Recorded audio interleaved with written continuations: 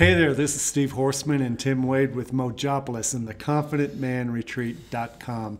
We're going to shoot 3 videos for you to tell you a story about what goes on at a ranch retreat. We have a few spots coming up for the Sylvandale Ranch Confident Man Retreat in Loveland, Colorado, May 20th to the 23rd. We have some questions coming up from people who, women especially, what do you guys do at a retreat? What do you do? What a bunch of guys do at a retreat anyway? Isn't that kind of weird? And you're hanging out with horses and stuff? What are you doing? That? And we laugh. The best way to answer the question, what happens at a retreat, is to tell you a story about it. Story is the best way. We want to tell you a story about Paul. Now, you're going to talk a little bit about horses and why are we doing horses again? Yeah, well, the thing about horses is that they're a great barometer for how you are showing up or what your intentions are, your energy is like. You know, they don't obviously speak a language, they can't read your mind, but they do read your intentions very clearly, and they give you immediate feedback, just like that. So if they think you're a predator, they're going to bolt immediately. Or if they think that you're afraid of them, they just will walk away, not even pay attention to you. Now, interestingly, this is a great metaphor for the way we show up in relationships, especially with women. Especially.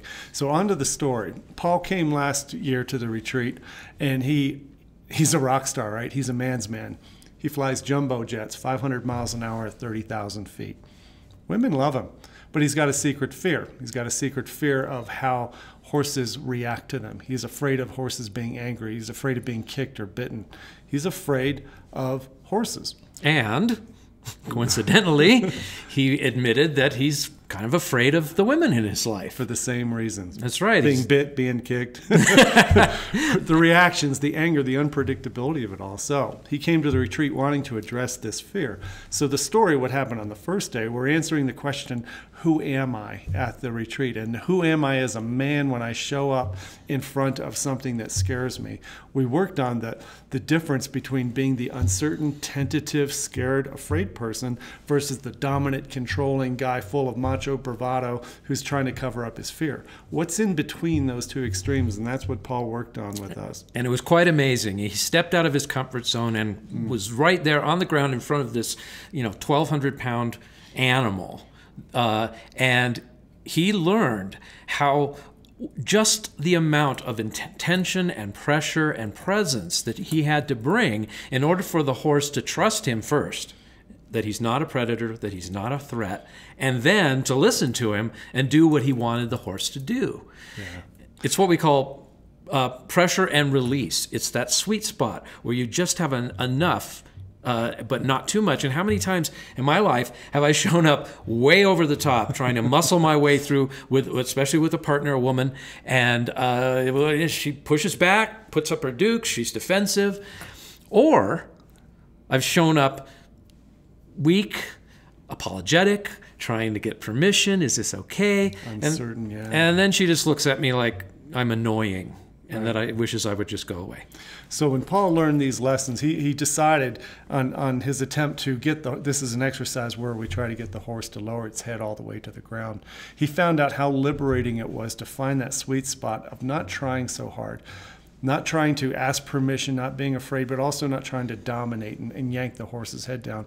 It was so liberating and eye-opening to him to see that there was much less work required when you become peaceful, calm, and confident, that you're able to show up as a safe place. You start leading in a way that you never thought was possible. And he just laughed. And so the next thing we were going to talk to him about, what does he want to create when he gets home? How does he want to use this energy later? In the next video, we want to talk about how he went from who I am and finding that sweet spot in between being afraid and being a jerk. How is he going to take it home, and what does he want to create there? Yeah, and when we asked him, what do you want? That's the next question. He told us what he didn't want. That happens a lot. I don't want to be afraid. I don't want her to be angry. I don't want her to criticize me. I don't want her to reject me. All of those things. So we asked again, but what do you really want? What do you want? And in our next video, we're going to tell you what his answer was finally to that question and how it was a game changer for him. So this is what the retreat's really about, and this is why it's unique, is because you can watch this video and hear this. You can read a book about this stuff, but actually doing it, actually doing hands-on, is totally different. It changes who you are. Yeah. You're surrounded by other brothers and other horses. If you want to know more about the retreat, you go to theconfidentmanretreat.com. That's www.theconfidentmanretreat.com to get more information on this. We'll see you tomorrow in another video about Paul's next story. And if you'd like to join us, then you can join on that page. You'll see that you can sign up. And I just want to tell you, this is no BS. It's almost full. Yeah. There's only a few spaces left, and it's gonna sell out. So go there now if you're really interested. That's confidentmanretreat.com, and we'll see you in the next video. Thanks, guys. We'll see you. Bye.